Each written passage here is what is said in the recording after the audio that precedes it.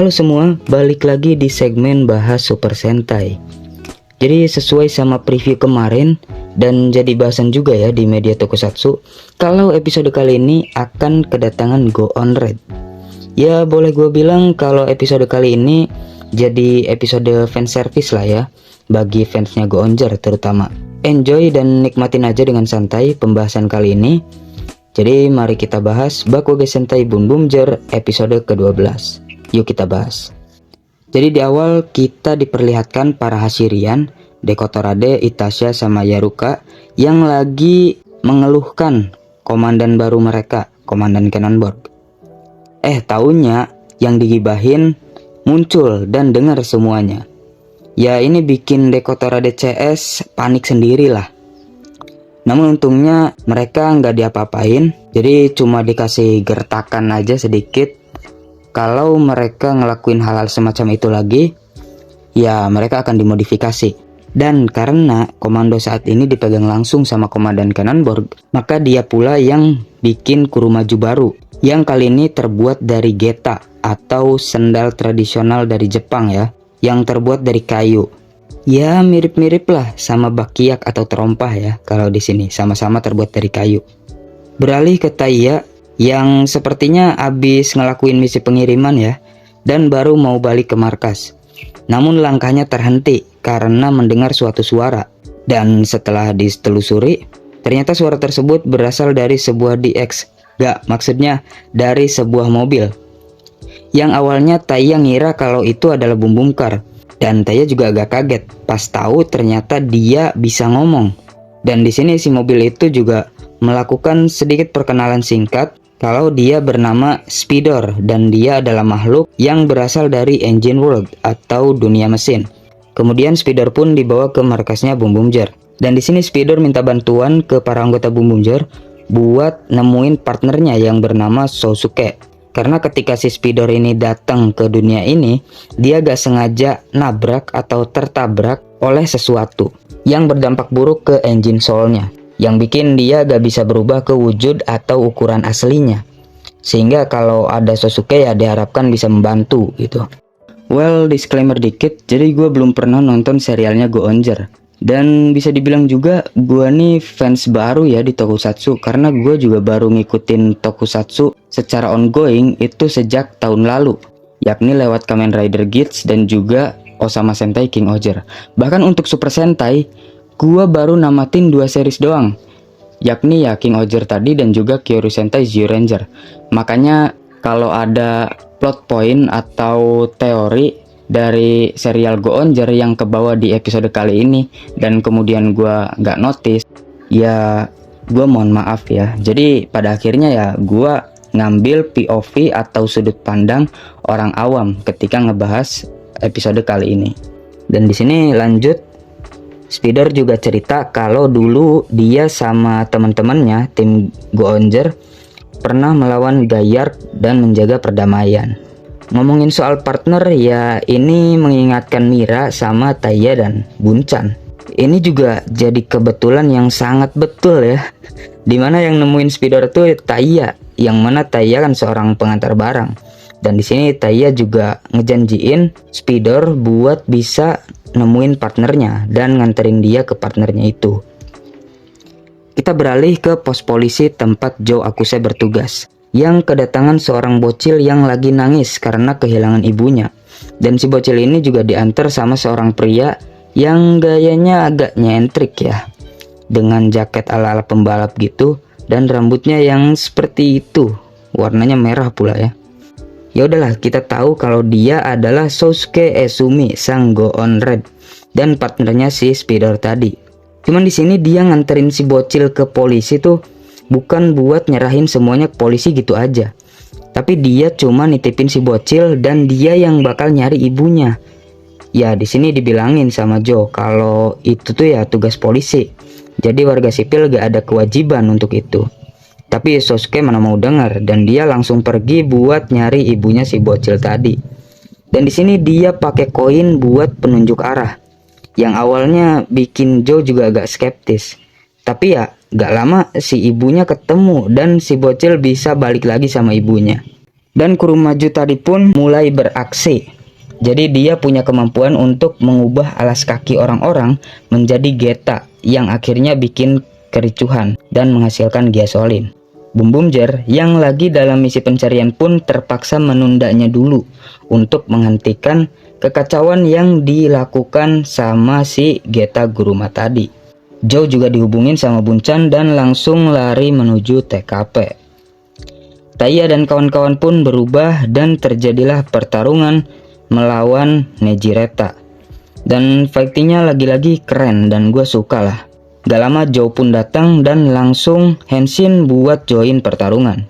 Dan di sini ditunjukkan lagi hasil modifikasi dari Komandan Cannonball yang membuat si Geta Guruma punya kemampuan untuk membuat Geta seberat 100 ton yang dipakaikan ke masing-masing anggota Boom Boom Ger.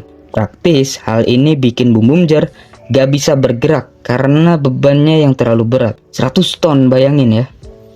Sehingga ya Geta Guruma bisa leluasa buat ngehajar mereka. Kemudian di sini Speeder juga ngebantu Boom Boom Ger. Dan Komandan Cannonball juga menyadari kalau Speeder lah yang ia tabrak kemarin ya. Jadi yang nabrak Speeder itu ya Komandan Cannonball. Setelah Speeder dipukul mundur juga, di sini datanglah Sosuke dengan heroiknya ya. Dan terjadilah pertemuan antar partner, yakni Sosuke dan Speeder. Gak pakai lama, Sosuke pun berubah ke wujud rangernya, yang ngebuat Boom Boom Ger dan Hasirian pun cukup terkejut. Taiya pun memperingatkan supaya waspada sama serangan dari Geta Guruma ini. Main seruduk aja si Goon Red ya. Akhirnya ya kena juga sama jurus 100 ton tadi. Namun karena keyakinan bertarung dan kekuatan persahabatan antara Sosuke dan Speeder, Geta 100 ton tadi pun bisa terangkat dengan mudah dan bisa balik menyerang si Kurumaju tadi, sehingga membuat efek jurusnya pun menghilang. Setelah semuanya terbebas, ya langsung roll call bareng ya. Baru setelah itu mereka menyatukan kekuatan dan ngabisin si Geta Guruma. Dan setelah dikalahin seperti biasa, Yaruka ngambil gasolin dan terjadi kejar-kejaran. Yang entah gimana Speeder juga bisa ikut ke sini, bisa masuk ke sini. Dan setelah Yaruka dilempar sama Speeder, Yaruka pun kembali ke bumi. Boom Boom Ger pun gatai dan terjadilah pertarungan antara Boom Boom Ger Robo melawan Geta Guruma raksasa. Dan di sini Boom Boom Ger Robo juga agak kewalahan karena Geta Guruma ngeluarin jurusnya lagi. Namun beruntungnya bantuan pun datang. Jadi Goon Red datang lagi dan melakukan gatai untuk membentuk Engine O. Namun agak disayangkan karena ya bentuk Engine O yang hadir di sini ya berbentuk CGI gitu loh. Ya mungkin kostum Engine O yang lama entah usang atau bahkan rusak mungkin ya, sehingga ya nggak bisa dipakai lagi. Dan bagi Toei kalaupun harus bikin kostum yang baru hanya untuk muncul di satu episode dan hanya dalam beberapa menit aja, mungkin ya mubazir juga lah ya. Makanya pakai CGI ya jadi keputusan yang paling masuk akal gitu. Walaupun memang secara pribadi gua kurang menyukainya. Dan di sini yang nggak pakai CGI itu ketika adegan gatai dan juga finishing, yang juga gue yakin sih ngambil dari footage lama ya. Dan di sini terjadilah team up antara Boom Boom Ger Robo dan juga Engine O melawan Geta Guruma. Dan singkatnya ya pertarungan pun bisa dengan mudah dimenangkan oleh dua mecha ini. Setelah pertarungan kita pun dikasih tahu kalau Mahalcon akan segera menikah. Jadi ini juga nih salah satu alasan Speeder nyari Sosuke supaya ya bisa ngerayain bareng gitu kan, karena anggota Goonjer yang lain juga udah menunggu. Dan di sini ya akhirnya Sosuke juga nitipin perdamaian di bumi kepada para Boom Boom Ger sebelum dia pergi. Dan Sosuke pun pergi bersama teman-temannya menuju Engine World. Dan episode ke-12 pun berakhir. Jadi episode kali ini episode yang agak kurang ya menurut gua, dan jadi sebuah penurunan dari episode-episode sebelumnya. Kehadiran Goon Red yang jadi satu-satunya nilai jual di episode kali ini juga kurang bisa dimaksimalkan. Ya mungkin bagi fans Goonjer garis keras mungkin bisa ngerasain perbedaannya lah ya. Apalagi ini juga bisa memberikan efek nostalgic. Tapi bagi gue penonton awam, apalagi mengingat Boom Boom Jar ini juga basically tontonan untuk anak-anak kan.